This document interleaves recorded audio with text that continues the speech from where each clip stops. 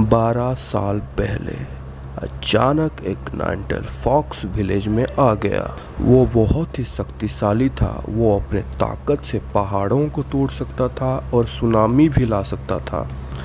उसको रोकने के लिए उस विलेज के बहुत सारे निंजा इकट्ठा हुए, मगर उनमें से कईयों की जानें चली गई और बहुत सारे घायल हो गए। फिर वहाँ एक महान निंजा आए जिन्हें सभी फोर्थ होकागे के नाम से भी जाने जाते थे।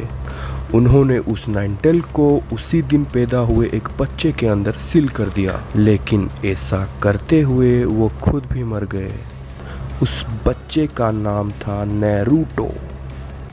फिर हमें 12 साल बाद की स्टोरी दिखाते हैं जिसमें नारुतो बड़ा हो गया है। वो बहुत ही ज़्यादा शैतानियाँ करने लगता है, इतने ज़्यादा कि वो अपने विलेज के महान होकागे के स्टेचू पर भी अजीबोगरीब पेंटिंग कर देता है।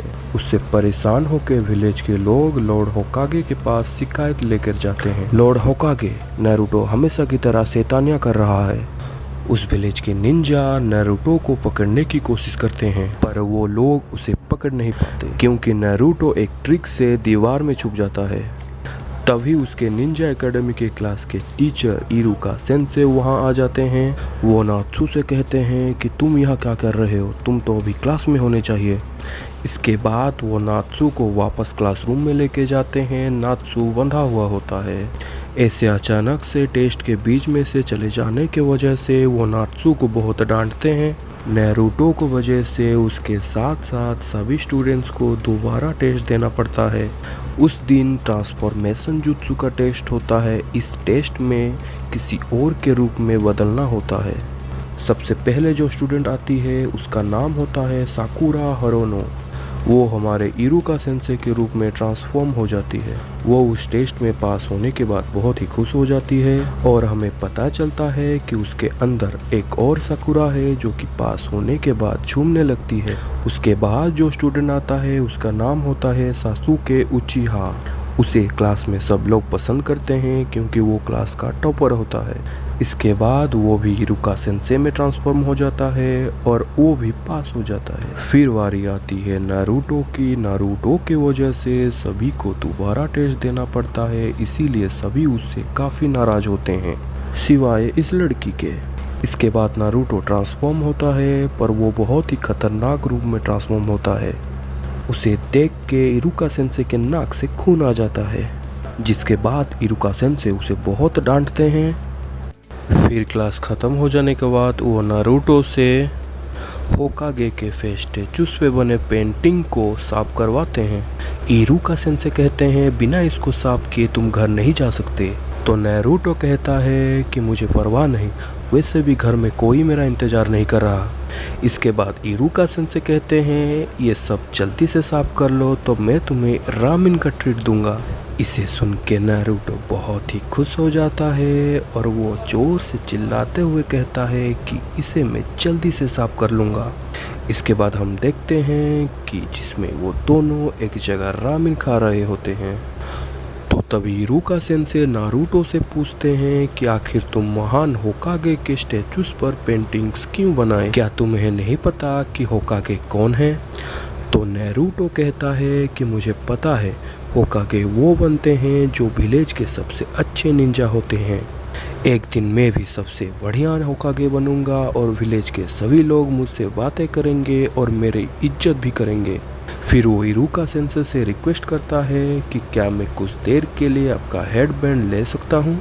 इरुका सेंसे कहते हैं कि इस हेडबैंड के लिए तुम कितने काबिल हो वो तो तुम्हें कल के टेस्ट में साबित करके दिखाना होगा। फिर अगले दिन हमें क्लासरूम का सीन दिखाया जाता है जिसमें इरुका सेंसे सबसे कहते हैं कि आज क्लोन जुत्सु का टेस्ट है, इसमें सबको अपनी तरह एक और क्लोन बनाना होगा। इसे सुनकर नारुतो खुद से कहता है यही जुत्सु तो मुझे नहीं आता, लेकिन फिर भी वो अपनी पूरी कोशिश करता है, पर उसका नतीजा कुछ ऐसा निकलता है। इसके बाद इरुका सेंसे उसे फेल कर देते हैं और उनके पास बैठे मिजुके सेंसे उनसे कहते हैं नारुतो ने अपनी पूरी कोशिश की, उसने जैसा भी हो एक क्लोन तो बनाया। फिर भी इरुका सेंसे नारुतो को पास नहीं करते। इसके बाद हमें दूसरा सीन दिखाया जाता है जहां सभी स्टूडेंट्स ग्रेजुएट हो चुके हैं सिवाय नारुतो के। फिर वहाँ अकेले बैठे नारुतो के पास मिजुके सेंसे आते हैं। उसे कहते हैं इरुका सेंसे थोड़े स्ट्रिक्ट जरूर हैं, पर तुम्हारे भलाई के लिए ऐसा कर रहे हैं। इरुका सेंसे चाहते हैं कि तुम सबसे ताकतवर बनो। नारुतो कहता है फिर मैं ऐसा क्या करूं जिससे इरुका सेंसे मुझे पास कर दें। तो मिजुके सेंसे उससे कहते हैं कि मेरे पास एक सीक्रेट है जिससे तुम ताकतवर बन सकते हो। फिर हमें उसी दिन रात का सीन दिखाया जाता है जिसमें मिजुके सेंसे इरुका सेंसे के घर में आकर कहते हैं कि लॉर्ड होकागे ने आपको बुलाया है। नारुतो ने स्क्रोल ऑफ सीलिंग को चुरा लिया है। उसके बाद सभी निंजा लॉर्ड होकागे के पास इकट्ठा होते हैं और कहते हैं कि अब तो नारुतो ने हद ही पार कर ली। नारुतो को बच्चा समझकर उसके सारी शैतानियों को माफ करते आए हैं। फिर लॉर्ड होकागे नारुतो को ढूंढ के उनके पास लाने को कहते हैं। जिसके बाद हमें दूसरा सीन दिखाया जाता है जिसमें नारुतो एक सुनसान जंगल में वो ही स्क्रोल ऑफ सीलिंग पढ़ रहा होता है और वो उसमें पहला जुत्सु देखता है जो कि होता है मल्टी शैडो क्लोन जुत्सु। ये देखकर वो कहता है अरे यार इसी जुत्सु में तो मैं सबसे ज़्यादा कमज़ोर हूँ। तभी इरुका सेंसे वहाँ आ जाते हैं और नारुतो से पूछते हैं आखिर तुम इतने रात को स्क्रोल ऑफ सीलिंग के साथ यहाँ क्या कर रहे हो। तो नारुतो कहता है कि मैं जुत्सु सीख रहा हूँ जिससे आप मुझे पास कर दो। ये आइडिया मुझे मिजुके सेंसे ने दिया। ये सुन के इरुका सेंसे को मिजुके सेंसे के बुरे इरादों का पता चल जाता है। तो तभी उनके तरफ 3 कुनाई आ रहे होते हैं जिसे इरुका सेंसे देख लेते हैं और नारुतो को धकेल कर उसे हटा देते हैं। लेकिन वो कुनाई इरुका सेंसे को लग जाता है जिससे उन्हें काफ़ी चोट लगती है और वो कुनाई और किसी ने नहीं मिजुके ने ही फेंकी होती है। और ये सब देखकर नारुतो चौंक जाता है। फिर मिजुके नारुतो से कहता है कि वो स्क्रोल ऑफ सीलिंग मुझे दे दो। साथ ही साथ वो नारुतो को 12 साल पहले हुए हादसे के बारे में भी उसे बताता है कि 4th होकागे ने तुम्हारे अंदर वो 9 टेल को सील किया था। ये सुन के नारुतो मन ही मन कहता है तो तभी विलेज के सभी लोग मुझसे नफरत करते हैं। तो तभी अचानक से मिजुके नारुतो के ऊपर एक बड़ा स्टार शूरिकेन फेंक देता है और वो शूरिकेन उसे लगने ही वाला होता है। इरुका सेंसे नारुतो को बचाने के लिए उस शूरिकेन को अपने ऊपर ले लेते हैं। इरुका सेंसे नारुतो से कहते हैं सिर्फ तुम ही एक अकेले नहीं हो। 12 साल पहले उस हादसे में सब कुछ मेरा भी चला गया। उसमें मेरे भी मॉम डैड की जान चली गई। मैंने भी तुम्हारी तरह अकेलेपन को देखा है। तुम यहाँ से चले जाओ नारुतो। यह सुनते ही नारुतो वहाँ से भाग जाता है और मिजुके इरुका सेंसे से कहता है कि नारुतो को मारकर उससे वो स्क्रोल ऑफ सीलिंग को छीन लेगा।